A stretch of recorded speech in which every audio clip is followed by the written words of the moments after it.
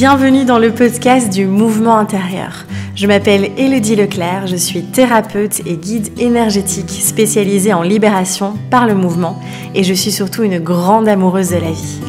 Je suis ici pour t'accompagner à redescendre de la tête au corps, à faire danser ton énergie et à valser à travers les cycles de la vie. Tout au long de ces différents épisodes, nous parlerons d'exploration de soi, de nos mouvements intérieurs, des émotions, de l'énergie, de notre corps et de la vie. J'aurai également le plaisir d'accueillir des intervenants afin de partager, de co-créer et d'explorer de nouveaux horizons. Je te souhaite une merveilleuse écoute. Hello les amis, j'espère que vous allez bien. Super ravie de vous retrouver dans un nouvel épisode du podcast où on va venir reparler de l'amour de soi. Alors c'est vrai que j'ai déjà fait d'anciennes vidéos à ce sujet, mais j'avais envie de venir reparler de ce sujet aujourd'hui et profiter justement de la sortie de mon nouveau livre, j'ai envie de dire notre parce que franchement ça a été vraiment un travail d'équipe absolument magnifique avec les éditions Très Daniel, le courrier du livre. Mon éditrice Catherine, Sophia également et Justine qui a illustré ce magnifique livre aussi. Et donc voilà, je me suis dit c'était l'occasion de venir reparler de cette thématique que j'aborde évidemment dans ce sujet puisque le livre s'appelle mon livre oracle Self-Love, pardon.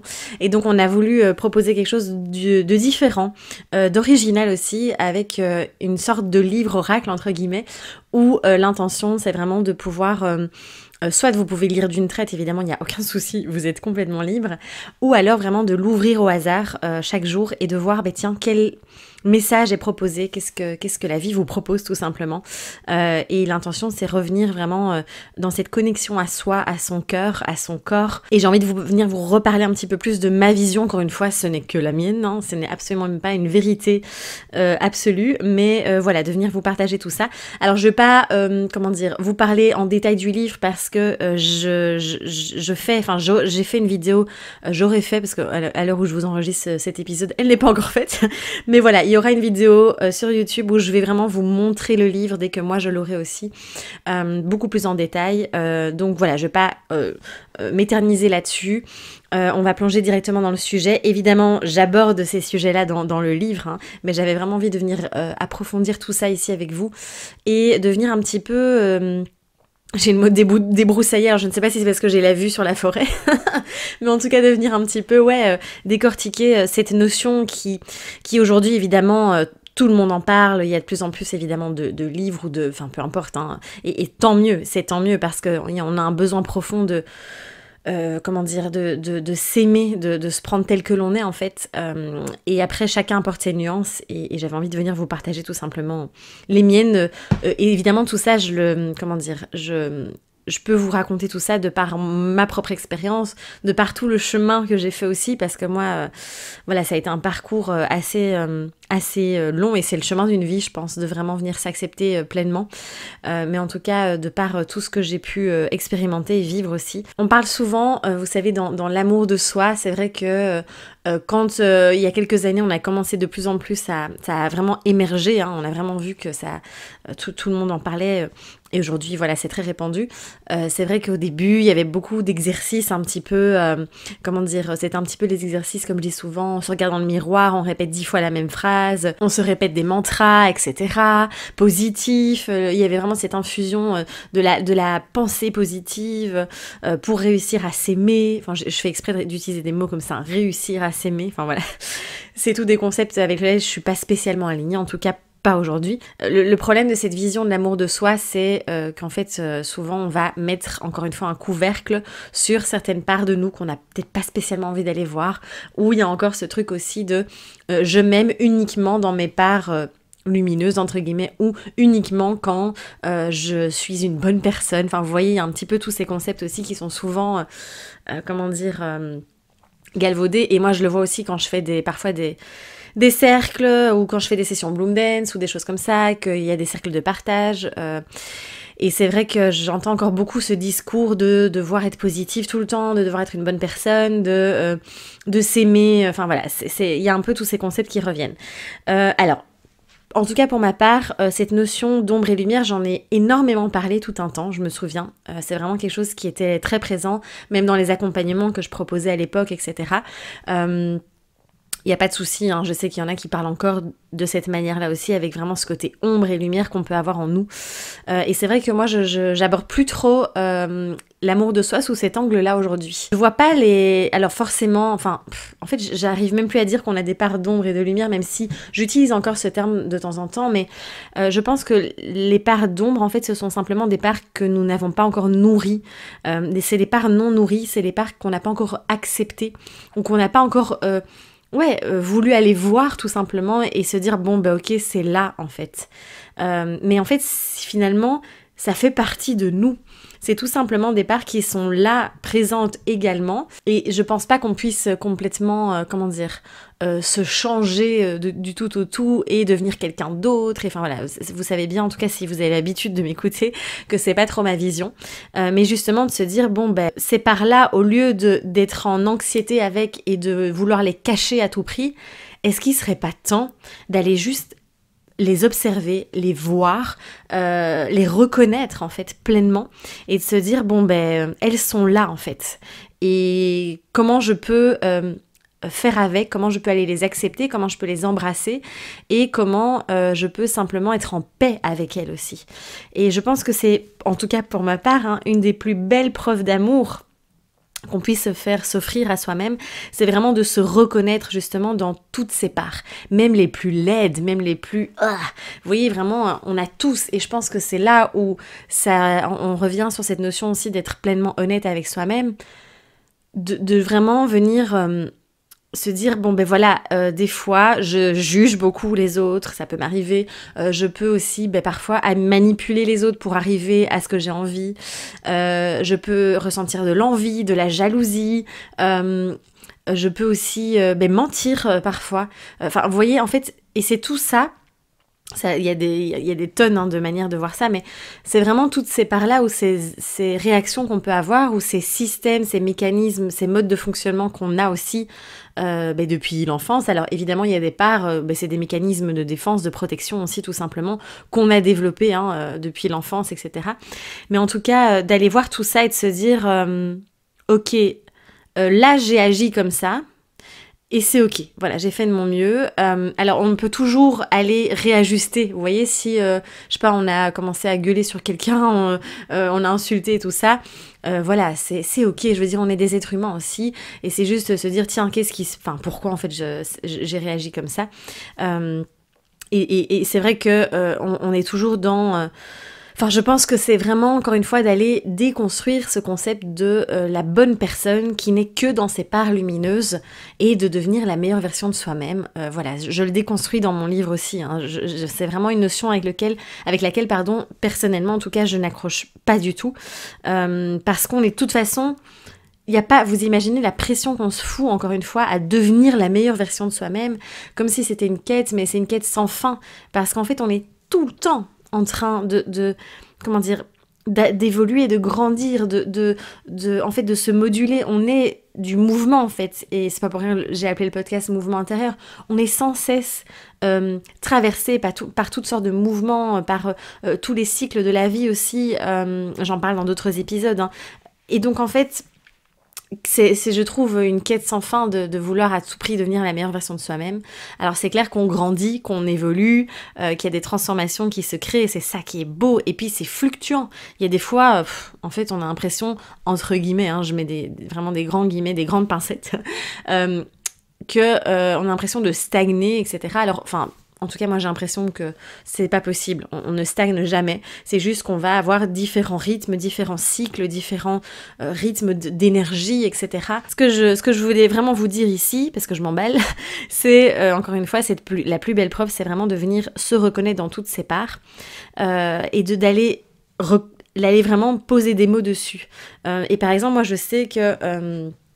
Voilà, je peux être vraiment très exigeante avec moi-même, et je sais que parfois je retombe un petit peu entre guillemets dans mes travers à être très exigeante, à mettre de la pression, etc.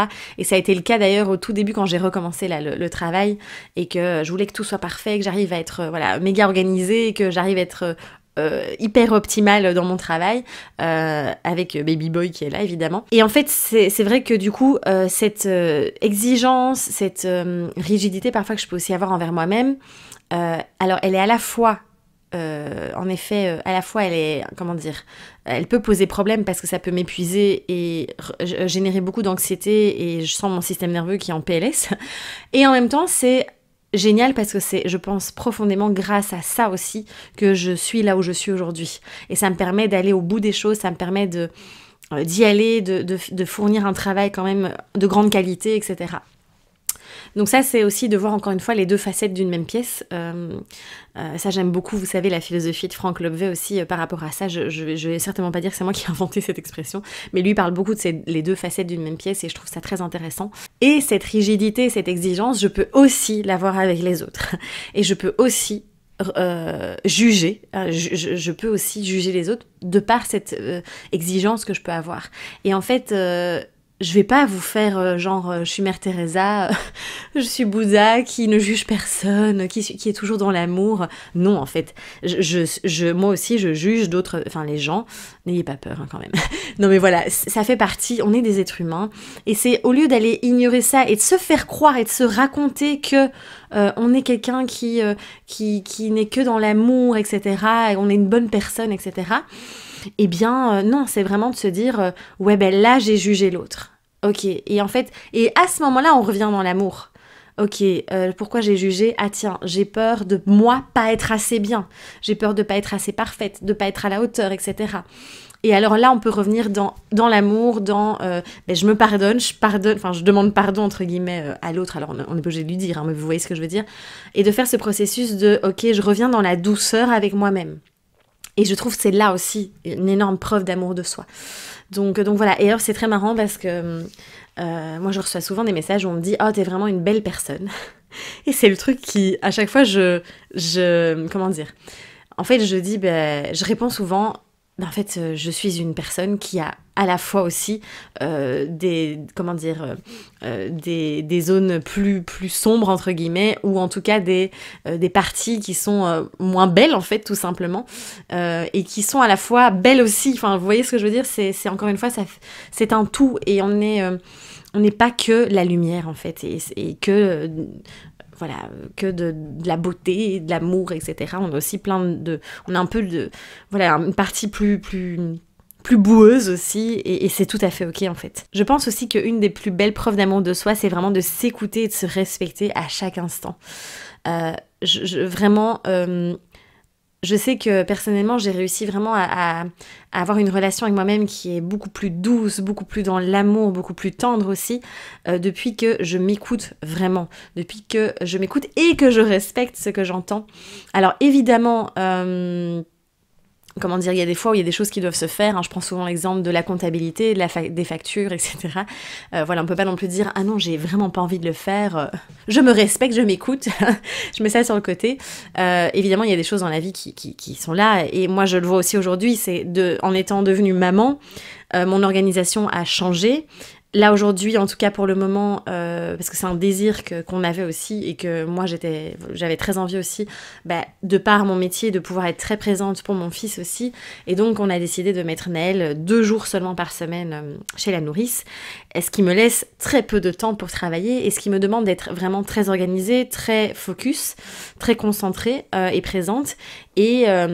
des fois, je me souviens avant, je me disais « Ah, aujourd'hui je suis fatiguée, j'ai pas envie de tourner des vidéos, on y va, du coup je fais un jour off, hop, c'est parti !» Alors aujourd'hui, évidemment, je continue à m'écouter et à créer ce flow aussi dans mon organisation et dans ce que je fais.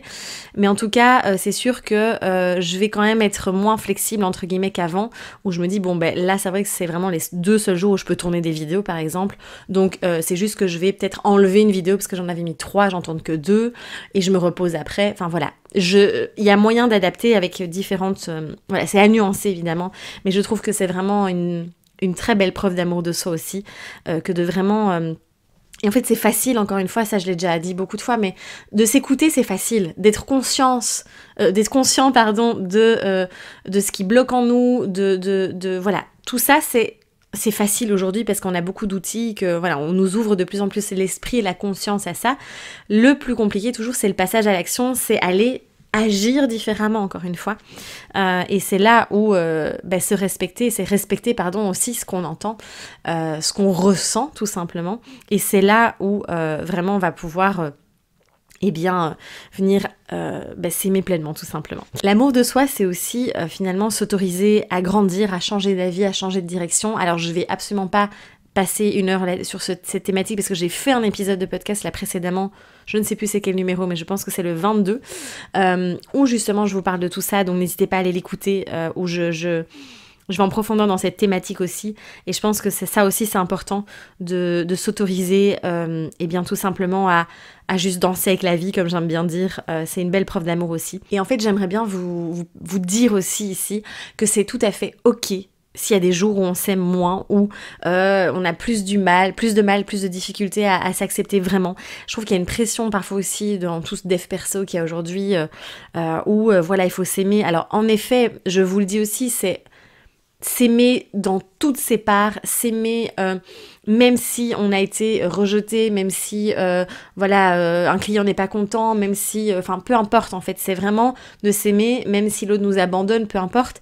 Et puis oui, c'est l'intention, c'est évidemment, c'est magnifique quand on parvient à ça. Et en même temps, soyons doux, parce qu'il y a des jours où on a un peu plus de mal à juste s'accepter comme on est, on a un peu plus de mal avec certaines parts de nous, on a un peu plus de mal aussi avec son corps, parfois aussi, à vraiment aller aimer pleinement son corps, et c'est ok en fait, encore une fois, on n'est pas du tout là pour être parfait, pour être, on est des humains, et il y a des fois où c'est un peu plus dur, et c'est ok aussi, et je pense qu'encore une fois, c'est d'aller l'admettre, d'être honnête avec soi-même, et de se dire, là aujourd'hui, c'est pas facile pour moi de m'aimer, de m'accepter. Et juste de le dire, de le déposer, de l'écrire, de peut-être le danser aussi, et bien déjà ça, en fait ça libère déjà, et ça permet de détendre, on va dire, de relâcher aussi au niveau de notre système. Alors je pense aussi profondément que l'amour de soi, parce que moi je préfère vraiment parler d'acceptation et de connaissance de soi avant de parler d'amour de soi. Et ça vraiment, c'est en fait plus on va se connaître, savoir comment on fonctionne, accepter comment on fonctionne aussi, donc vraiment se dire ok, là moi je fonctionne vraiment comme ça, plus on va venir finalement s'aimer, vraiment s'enrober d'amour.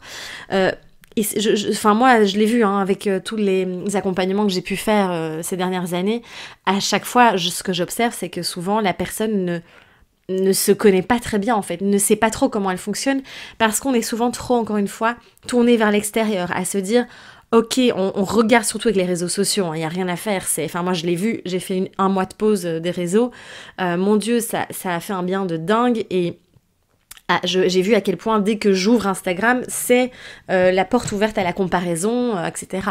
Et donc du coup à la déconnexion de soi finalement aussi. Pas que, c'est aussi magnifique Instagram, c'est aussi une richesse, d'une richesse incroyable, encore une fois, faut nuancer.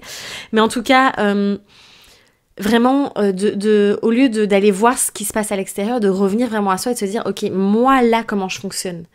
Et puis en fait, si on voit s'il y a quelque chose qui vient nous chercher, nous titiller quand on regarde ce que font les autres, c'est aussi d'aller se poser la question de se dire, tiens, est-ce qu'il n'y a pas une part là, est-ce qu'il n'y a pas un effet miroir aussi de se dire, tiens, là je ressens de l'envie ou de la jalousie, qu'est-ce que l'autre est en train de me montrer que moi je ne m'autorise pas finalement à vivre ou à être. Ça aussi c'est hyper intéressant, je trouve, d'aller voir. Donc voilà, souvent ce qui vient nous titiller, c'est pas pour rien. Et donc voilà. Mais en tout cas, plus je me connais, plus je sais comment je fonctionne, plus j'assume aussi ce mode de fonctionnement. Et j'accepte que moi je fonctionne comme ça, même si y a plein d'autres modes de fonctionnement. C'est de se faire confiance, encore une fois aussi, et de se dire je fais confiance à ce que moi j'ai envie de...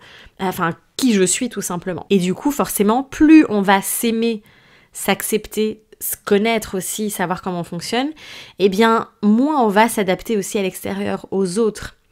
Car en fait, on se respecte suffisamment. Vous voyez, et plus, comme je vous disais, cette notion de respect, pour moi, elle est vraiment importante. Plus je me respecte, plus je sais qui je suis, plus je sais comment je fonctionne, plus ça se sent aussi à l'extérieur. Et donc forcément, on va attirer beaucoup moins de personnes qui vont venir entre guillemets nous écraser, où on va, en fait c'est nous qui n'allons plus les laisser faire, en fait on va pouvoir poser nos limites et c'est là où on va se protéger entre guillemets, en tout cas prendre soin de son espace intérieur aussi.